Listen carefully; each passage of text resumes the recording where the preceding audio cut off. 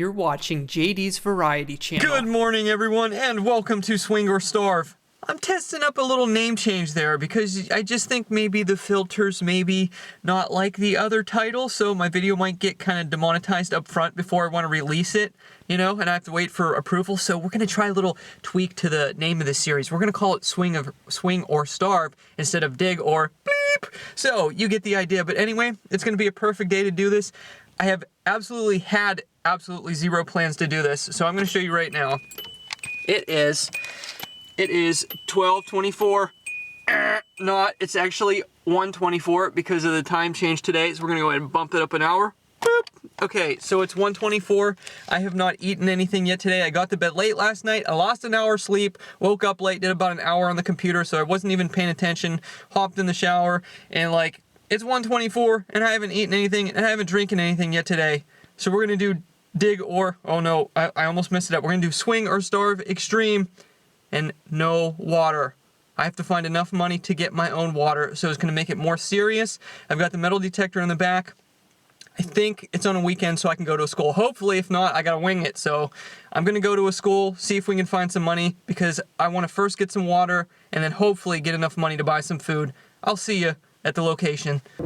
Alright, this is not cool right now. I am at a stoplight and it is starting to rain. This day could be really interesting. Not looking forward to it, but let's do this. Entertainment, the things you do. I am at my location now. It is still raining a little bit. Like, it's kind of a spritz right now, but I think a little bit of rain's coming in, so this is going to be interesting. But the good thing about that is if it's going to keep up like this, I can harvest some acid rain, so at least I can get a little water in my mouth. But anyway, this morning I took a really hot shower because I didn't shower last night, so I'm even more dry. It's been like 12 hours without water. And don't do this at home, because not drinking enough water, dehydration is like a serious thing. And like 3 days without water, you're like, you don't exist. So I got to get out there, even though it's raining.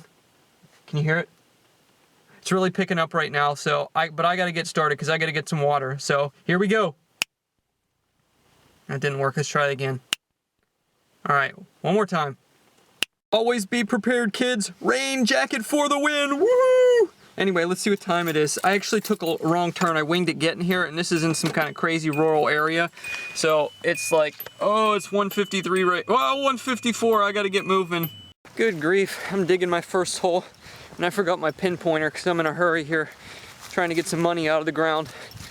So I'm going to grab my pinpointer, and I will see you back at the hole I started to dig. It was a nickel signal, so hopefully it's a nickel. I'll take a gold ring, because then we can cash in and get some food. All right, where's my pinpointer in this mess? There's some of my rocks, amethyst things, all kinds of... Oh, here it is. Sweet. I'll see you in a minute. Walking back to my hole. Let's try this.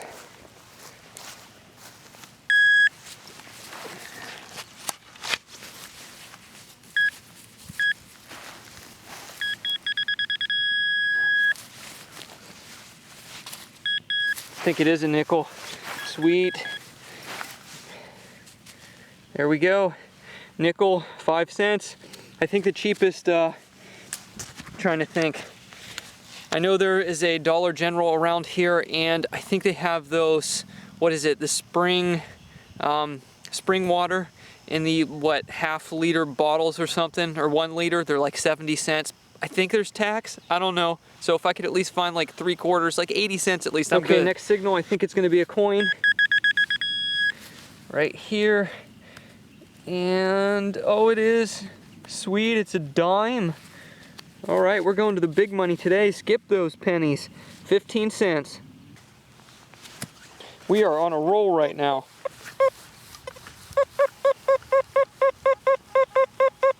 I think that's a zinc penny there.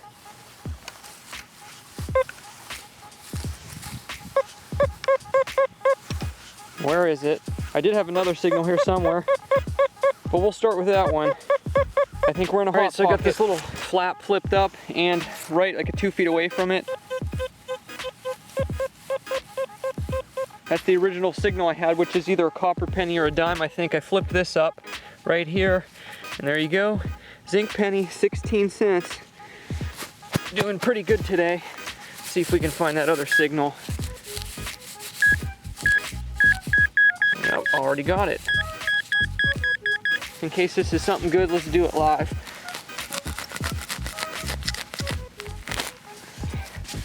All right, sweet. I think I see it already. That was a perfect cut.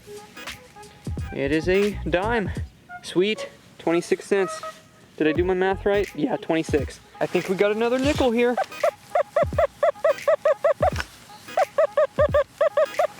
Let's try it. There's gotta be a gold ring in here somewhere. I hope so.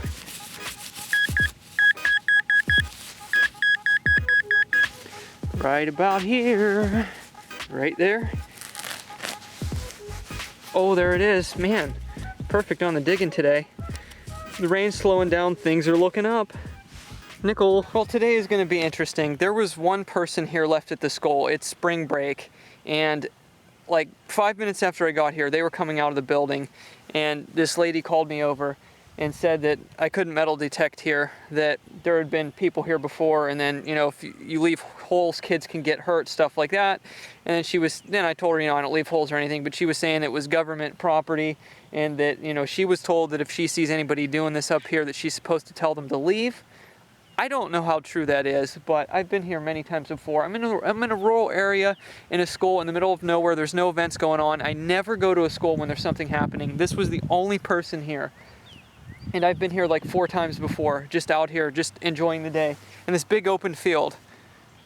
And she tells me I have to leave. Now, like I said, I don't know how much authority this person actually has. I would have to look into it, but it's not government property.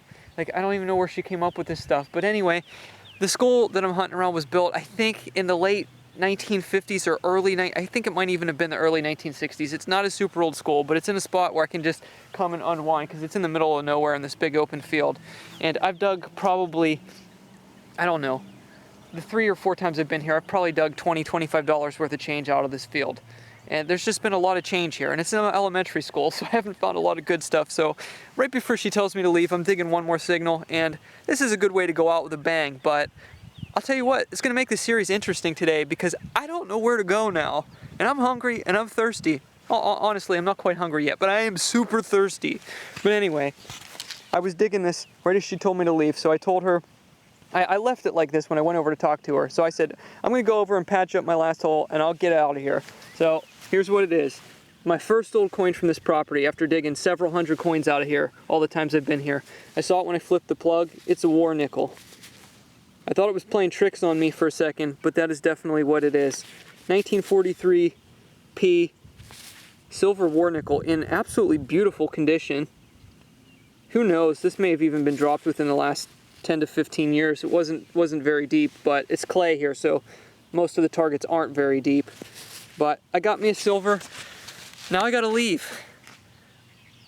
I don't know where I'm gonna go. We'll figure it out. When necessity calls, you figure it out. Okay, so before I got booted, a few minutes in, I got 2 dimes, 2 modern nickels, 1 zinc penny, and the 35% silver 1943 war nickel, which I refuse to spend unless I'm actually dying. So we're not gonna spend that unless I have to.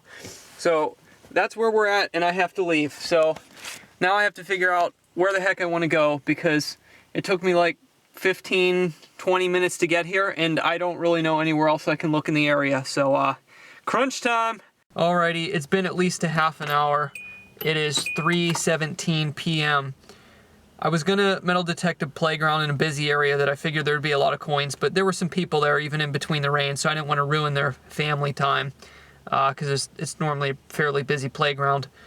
And I didn't want to hop around to like modern elementary schools and stuff like that. And I have a lot of energy. So as executive producer and lead actor, I am deciding that this episode is a fail.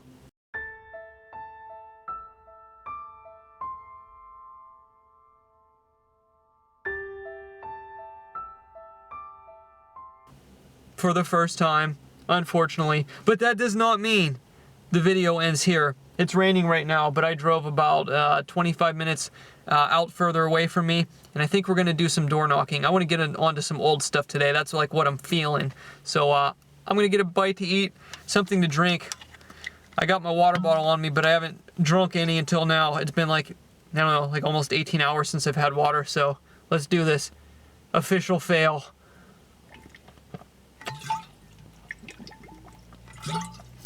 Ugh. Fail never tasted so good. Okay, I'm gonna need a bite to eat and then we're gonna find some stuff. Just after I called it off, I opened my car door and there's a dime.